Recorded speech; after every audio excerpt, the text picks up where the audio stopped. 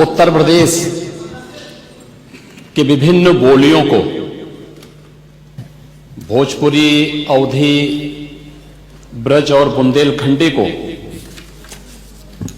इस सदन में सम्मान मिल रहा है और हमारी सरकार तो इन सब के लिए एक एकेडमी का भी गठन, अलग अलग एकेडमी के गठन की कार्रवाई को भी आगे बढ़ा रही है। ये सभी हिंदी की उपभाषाएं हैं, यानी हिंदी की बेटियां हैं। भाषा की समृद्धि के आधार है और हमें इसका स्वागत करना चाहिए। ये सदन साहित्यिक, केवल विशुद्ध साहित्यिक और व्याकरण से के विद्वानों की नहीं है, आम जन का प्रतिनिधित्व करने वाले माननीय सदस्य समाज के विभिन्न तबके से आए हैं। अंतिम पायदान पर बैठे हुए व्यक्ति की आवाज को भी इस सदन में मुखरता मिले, इसके लिए अगर किसी को हिंदी में वह धारा प्रवाह नहीं बोल सकता तो उसको भोजपुरी में भी अपनी बात को रखने का अधिकार मिलना चाहिए, अवधी में, ब्रज में या बुंदेलखंडी में उसको रखने का अधिकार मिलना चाहिए।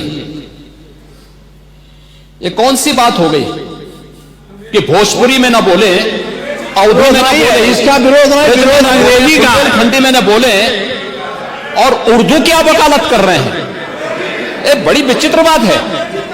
आप मुझे बताइए, मैं इसीलिए कहता हूं कि आप समाजवादियों का चरित्र ही इतना दोहरा हो चुका है, इतना दोहरा हो चुका है कि अपने बच्चों को भेजेंगे इंग्लिश पब्लिक स्कूल में और दूसरों के बच्चों को बोलेंगे कि एक गांव के उस विद्यालय में पढ़े जहां संसाधन भी नहीं है।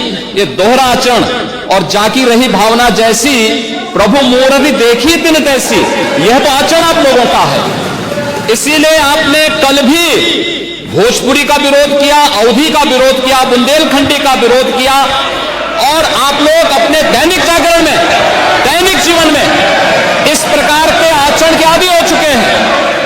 और इसलिए अध्यक्ष जी, इसका अभिनंदन हम लोग करते हैं और इन बोलियों को सम्मान मिलना चाहिए। इनके संरक्षण के लिए ही हमारी सरकार भोजपुरी एकेडमी का गठन कर रही है, अवधी एकेडमी का गठन कर रही है संत तुलसीदास जी के नाम पर। इसी के आधार पर ब्रज भाषा इतनी समृद्ध भाषा है।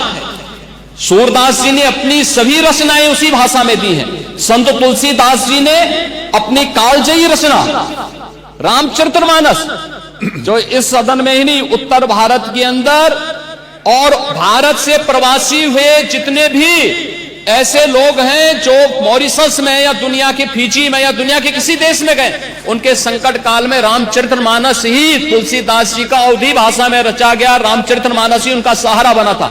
और आज जब उसको सम्मान मिल रहा है तो आप उसका विरोध कर रहे हैं। बड़ी विचित्र सी स्थिति है। आप हर अच्छे कार्य का समाज, आज के यही ढोंग है आप लोगों का, यही ढोंग है। हर अच्छे कार्य का आप विरोध करेंगे, हर अच्छे कार्य का आप विरोध करेंगे। हर अच्छा कार्य जो प्रदेश के हित में है, देश के हित में है, आप उसका विरोध करेंगे। और मुझे लगता है इस प्रकार के विरोध की निंदा होनी चाहिए और हम इसका समर्थन करते हैं जो उत्तर प्रदेश की बोलियों को सम्मान मिल रहा है। मैं आपका धन्यवाद करूंगा और विधानसभा सचिवालय को इस बात के लिए धन्यवाद दूंगा।